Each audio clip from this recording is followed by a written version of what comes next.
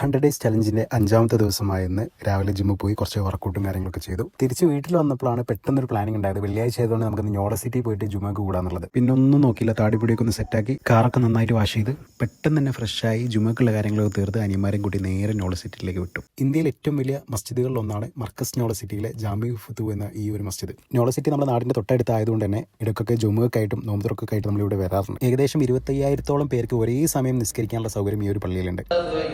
ഇവിടുത്തെ ഹുത്തുബയൊക്കെ കേട്ടിരിക്കാൻ അത്രത്തോളം മാധുര്യമാണ്. പ്രകൃതിയാൽ സുന്ദരമാക്കപ്പെട്ട ഇത്രത്തോളം ഭംഗിയുള്ള ഒരു മസ്ജിദ് ഇന്ത്യയിൽ തന്നെ മറ്റൊന്നുണ്ടാവുമോ എന്നുള്ളത് സംശയമാണ്. അത്രയും ഭംഗിയാണ് ഇതിന്റെ അകവും പുറവും.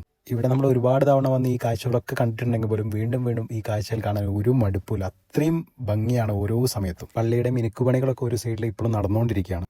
ഈ പള്ളിയുടെ മറ്റൊരു പ്രത്യേകത പറഞ്ഞാൽ എല്ലാ വെള്ളിയാഴ്ചയും ജുമയ്ക്ക് ശേഷം ഇവിടുന്ന് എല്ലാവർക്കും ഭക്ഷണ വിതരണമുണ്ട്. ജുമയ്ക്ക് ശേഷം ഞങ്ങൾക്ക് 6 പേർക്കുള്ള ടോക്കനും വാങ്ങി നേരെ ഷോർബഹാനയിലേക്ക് പോയി. അവിടെയാണ് നമുക്ക് ഫുഡ് വിതരണം ഉള്ളത്. നമ്മൾ ടോക്കൻ അവിടെ കൊടുത്തു കഴിഞ്ഞാൽ എത്ര പേരാണുള്ളത് അത്രയും പേർക്കുള്ള ഫുഡ് ഒരു തളികയിൽ തരും. അത് 3-4 പേര് ഒരുമിച്ചിരുന്നിട്ടാണ് ഭക്ഷണം കഴിക്കുന്ന ഒരു സിസ്റ്റമാണ് അവിടെ കുറച്ച് നേരം ടൈം സ്പെൻഡ് ചെയ്തതിന് ശേഷം നേരെ ഞങ്ങൾ ഫാമിലിയോട് കൂടി വയനാട്ടിലോട്ട് തിരിച്ചു. നാളെ കസിൻസുമായിട്ട് വയനാട്ടിലെ 1-2 കിടിലൻ സ്പോട്ടുകളിൽ ഒരു ട്രിപ്പ് പ്ലാൻ ചെയ്തിട്ടുണ്ട്. അപ്പോൾ നേരെ വയനാട്ടിൽ പോയി ബത്തേരിയാണ് നമ്മൾ സ്റ്റേ ചെയ്തിട്ടുള്ളത്. അപ്പം നാളത്തെ കാഴ്ചകളായിട്ട് വീണ്ടും വരാം. ബൈ.